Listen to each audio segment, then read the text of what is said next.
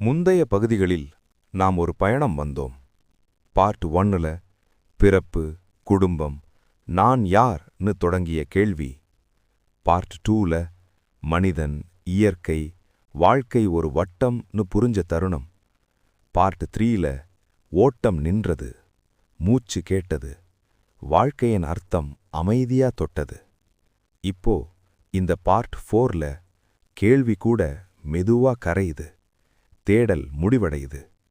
மனிதன் வாழ்க்கைய புரிஞ்சுக்க முயற்சி பண்ணல, வாழ்க்கையா இருக்க ஆரம்பிக்கிற அந்த நொடி மனிதன் இப்போ எதையும் தேடல. ஏன்னா தேடுறவன்தான் தொலைஞ்சவன். அவன் புரிஞ்சுக்கிட்டான், இந்த வாழ்க்கை அவனைச் சுற்றி சுழலல, அவன்தான் இந்த வாழ்க்கைக்குள்ள சுழலறான். அவன் பிறந்த அந்த நொடி, அவன் போகப்போற அந்த நொடி, இரண்டுக்கும் நடுவுல நான்னு அவன் நினைச்ச எல்லாமே ஒரு நிழல் மாதிரி. சூரியன் மறையும்போது நிழல் மறைகிற மாதிரி. அவன் உணர்றான், நான் தனியா இல்ல, நான் முழுமை இல்ல, நான் இந்த வட்டத்தோட ஒரு துடிப்பு மட்டும்.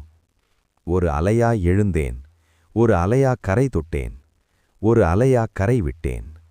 கடல் எதுவும் இழக்கல. அந்த இருட்டான வட்டம் கர்ப்பப்பை மாதிரி.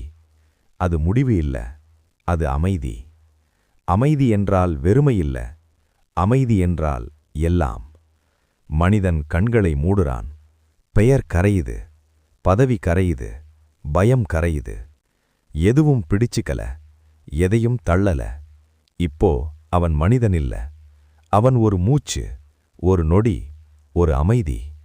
வாழ்க்கை இப்போ பேசல, ஏன்னா இப்போ வாழ்க்கை அவனாகவே இருக்கு. எங்கோ ஒரு குழந்தை பிறக்குது, எங்கோ ஒரு மூச்சு நிற்குது. இரண்டுமே ஒரே நேரத்துல. வட்டம் நின்றதில்லை, வட்டம் முடிவதில்லை.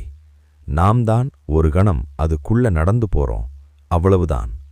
வாழ்க்கை புரியணும்னு இல்ல, நாம அதோட கலந்து அமைதியா இருந்தா போதும். இந்த கதை இங்க முடிஞ்சதுன்னு சொல்ல முடியாது. ஏன்னா இது ஒரு கதை இல்ல, இது ஒரு உணர்வு. இந்த பார்ட் 4 உங்களுக்கு அமைதியா உள்ளுக்குள்ள இறங்கி இருந்தா ஒரு லைக் போடுங்க.